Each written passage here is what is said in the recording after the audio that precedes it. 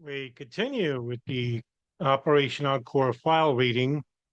This one is entitled Fahad al-Thumairy Phone Calls Prior to Arrival of Khalid al-Mihdhar and Nawaf al-Hazmi. It's a short video, but you're going to see a link between the phone calls. Now, I'm going to make myself disappear.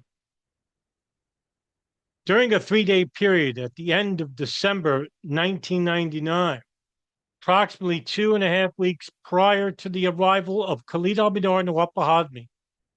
That's key. This is 2 weeks before their arrival inside the United States. And this is also week and a half prior to their meeting in Malaysia, the Kuala Lumpur al-Qaeda meeting. So that means that Nawaf al-Hazmi and Khalid al-Mihdhar at this point are in Yemen. Khalid al-Mihdhar lives in Sana'a, Yemen, inside the al-Qaeda communications hub owned by Ahmed al-Hada. He's married to the daughter, Hoda al-Hada, making him his son-in-law. Fahad al-Thumairy made a number of phone calls that are significant in that the pattern of contact, including individuals and frequency, does not appear to have been duplicated prior to nor after this date. The report below documents this pattern. 1227, 1240, Saudi Arabian Embassy. Now that's key. Because who's at the Saudi Arabian Embassy? The man who's in charge of this operation.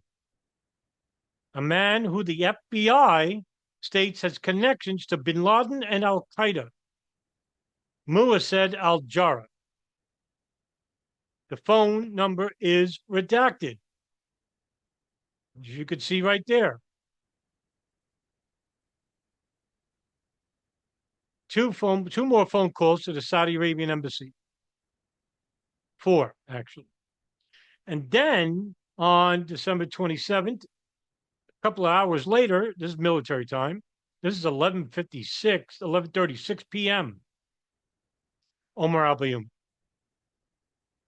Omar al-Bayoumi is the connection from Los Angeles to San Diego. He meets al-Mihdhar and al-Hazmi at the Mediterranean Cafe in Culver City, Los Angeles, and tells them to move to San Diego, Lemon Grove, in the Parkwood Apartments in San Diego, where he pays their rent and gets them their driver's licenses. He calls him 3 times.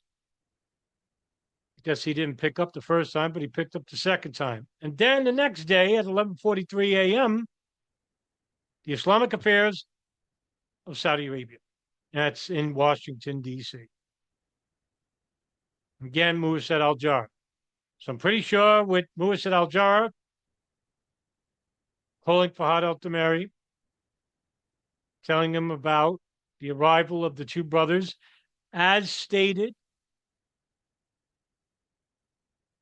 maybe telling them about getting ready for the arrival of al-Mihdhar and al-Hazmi. That's speculation.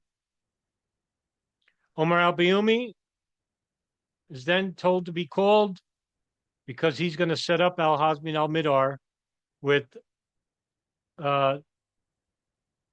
lodging. Calls back Muwahid al-Jarrah, and of course, this is a three phone calls, probably getting updated. This is December 28th. And here you go. Again, December 28th, Omar al-Bayoumi. And then 3 seconds later, Anwar al-Awlaki,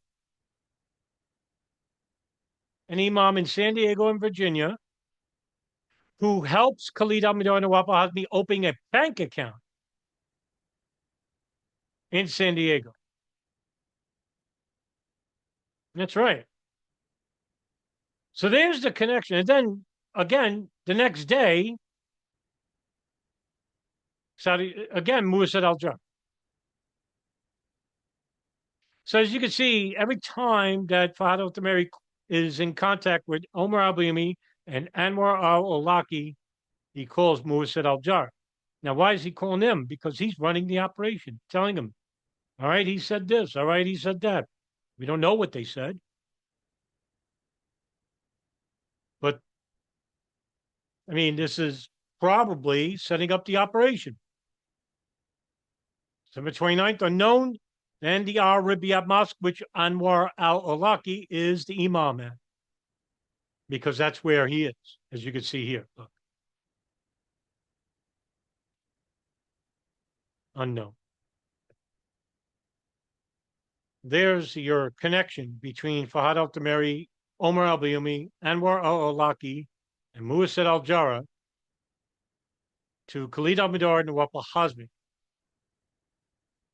And according to an inside informant, a confidential source inside the Culver City King Fahd Mosque, where Fahad al-Thumairy is the head director there, the head imam, put there by Muwasset al-Jarrah, who got him that job, who receives al-Mihdhar and al-Hazmi from Omar al-Bayoumi.